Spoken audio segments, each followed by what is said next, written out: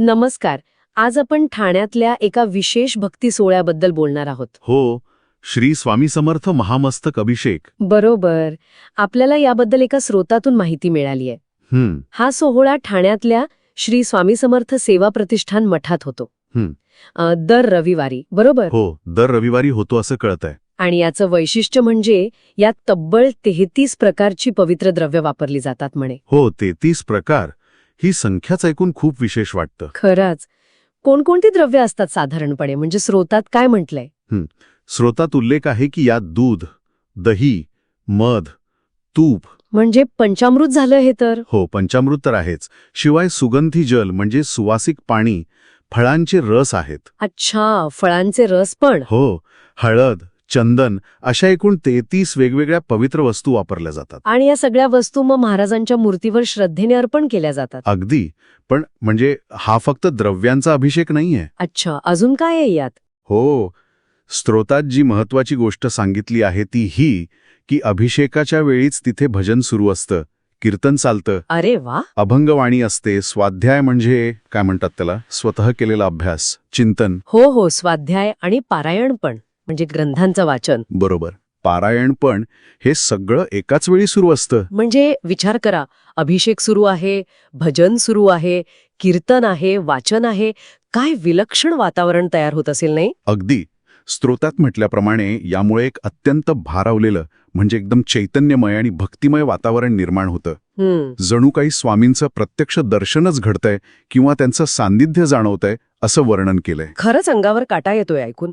आणि हे सगळं कुठे घडतं नक्की? पत्ता काय? हे ठाण्यात आनंदनगर आहे ना, घोडबंदर रोडला. हो, आनंदनगर माहितीये. तिथे श्री स्वामी समर्थ सेवा प्रतिष्ठान मठ आहे.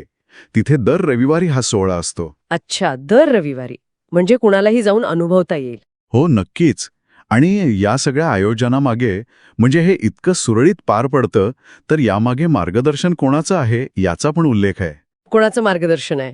गुरुवर्य श्री विकासदादा पाटील. त्यांच्या मार्गदर्शनाखाली हा संपूर्ण उपक्रम चालतो. अच्छा, विकासदादा पाटील. त्यांच्यामुळे या सगळ्या गोष्टींना एक दिशा मिळत असणार. बरोबर. एक शिस्त, एक सुसूत्रता येते सगळ्या उपक्रमामध्ये. इतक्या गोष्टी एकत्र असूनही गोंधळ होत नाही. हे खूप महत्वाचं आहे.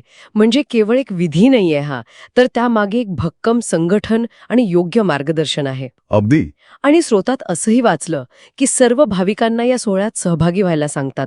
म्हणजे आग्रहाचं निमंत्रण आहे. हो, निमंत्रण आहे.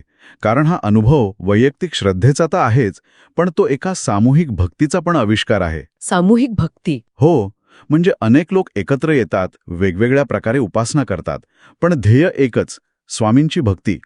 ती एकत्रित ऊर्जा जाणवते तिथे. तर आपण जर थोडक्यात सांगायचं ठरवलं तर हा ठाण्यातला महामस्तक अभिषेक म्हणजे केवळ 33 द्रव्यांचा अभिषेक नाहीये. नाही. तर तो भजन, कीर्तन, स्वाध्याय, पारायण या सगळ्या उपासना पद्धतींचा आणि सामूहिक श्रद्धेचा आणि गुरूंच्या मार्गदर्शनाचा एक अनोखा संगम आहे, जो दर रविवारी तिथे अनुभवायला मिळतो. अगदी बरोबर मांडलं.